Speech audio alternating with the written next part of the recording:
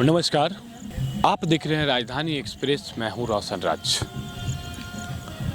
दरअसल आज जिस मुद्दे पे बात करने के लिए आपके साथ जुड़े हैं वो दरअसल देश का एक बहुत बड़ा मुद्दा है और आजकल इस मुद्दे को लेकर काफ़ी बवाल चला।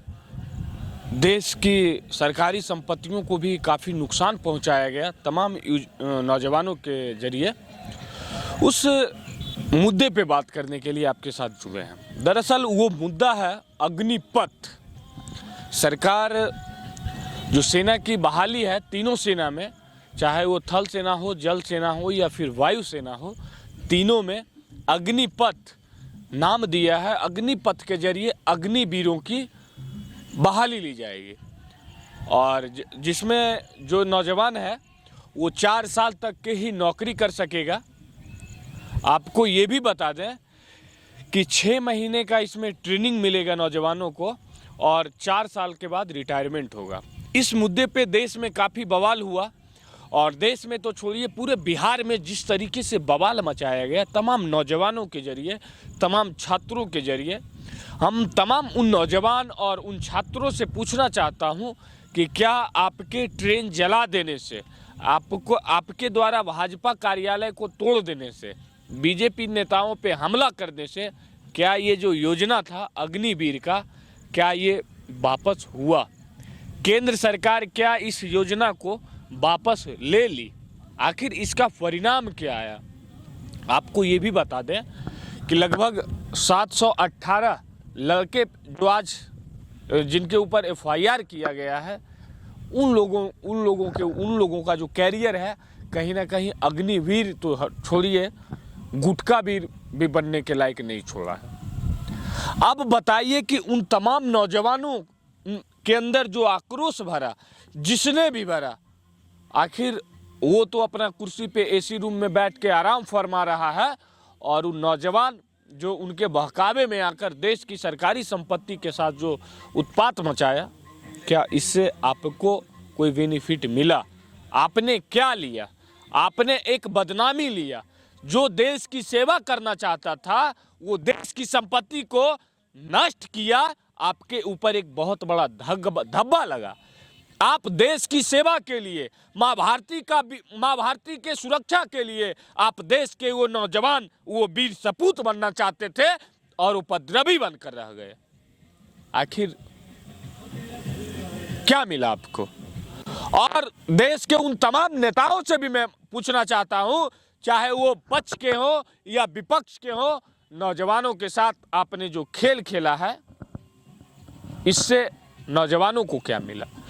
आपकी सरकार बनी थी 2014 में, आपने नौजवानों से रोजगार देने का वादा किया था और नौजवान आपके पक्ष में मतदान किया था और करवाया था। और यही दिन था कि मेरा देश नौजवानों का देश है, ये प्रधानमंत्री जी खुद बोले थे। और वो प्रधानमंत्री का देश आज, वो नौजवानों का देश क्या आज बुढ़ापे में बदल गया? जो आप 4 साल के लिए अग्निवीरों को बहाल करना चाहते हैं, और अगर 4 साल के लिए बहाल करना चाहते हैं तो क्या तमाम नौजवानों को एटीएम का गार्ड बनाना चाहते हैं? भाजपा कार्यालय में गार्ड रखना चाहते हैं? ये हम नहीं बोल रहे हैं, भारतीय जनता पार्टी के बहुत बड़े नेता हैं कैलाश विजयवर्गीय, वही बोले कि अगर हमारी पार्टी के भी ऑफिस में गार्ड रखने की आवश्यकता होगी तो हम अग्निवीरों को रखेंगे। तो आपने नौजवानों को छला है, और नौजवानों के अंदर कहीं ना कहीं इस बात को लेकर दर्द है। प्रभु, इस दर्द को कम से कम समझिए।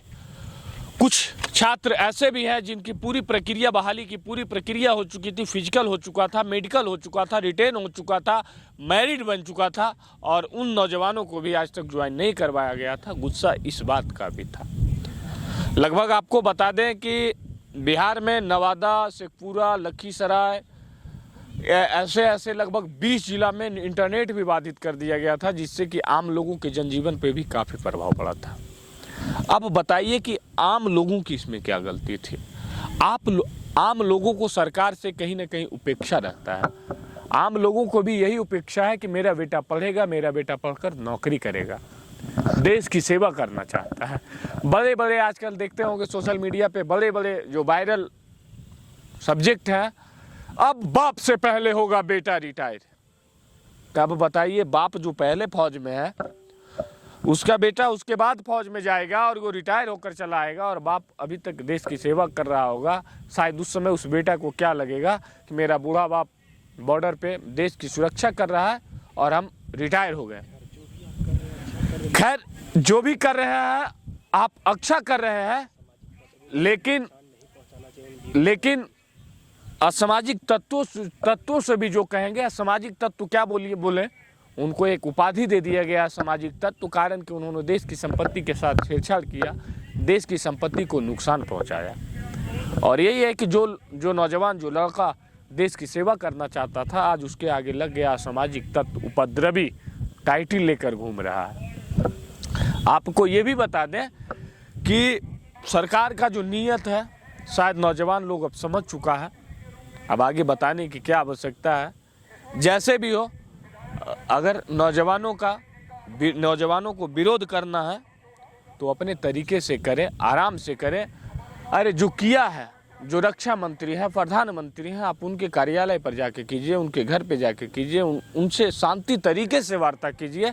ऐसा ना हो कि आप इतना इस ढंग का उत्पात मचा दीजिए कि आप देश की रक्षा के लिए क्या देश में उपद्रवी बन के रह जाइएगा, जैसे आज बिहार में 718 लोग बन के रह गए। इसलिए तमाम नौजवानों को एक संदेश देना चाहते हैं कि अगर आपको प्रदर्शन ही करना था तो शांतिपूर्ण तरीके से किया करते हैं, और अगर आगे भी करना है तो शांतिपूर्ण तरीके से किया कीजिए। और सरकार से भी आग्रह है कि कम से कम एक बार नौजवानों की बात पे भी विमर्श, थोड़ा सा सोचकर विमर्श किया जाए, और नौजवानों का जो समस्या है, नौजवानों का भी जो दर्द है, उस दर्द को कम से कम सरकार के द्वारा समझा जाए।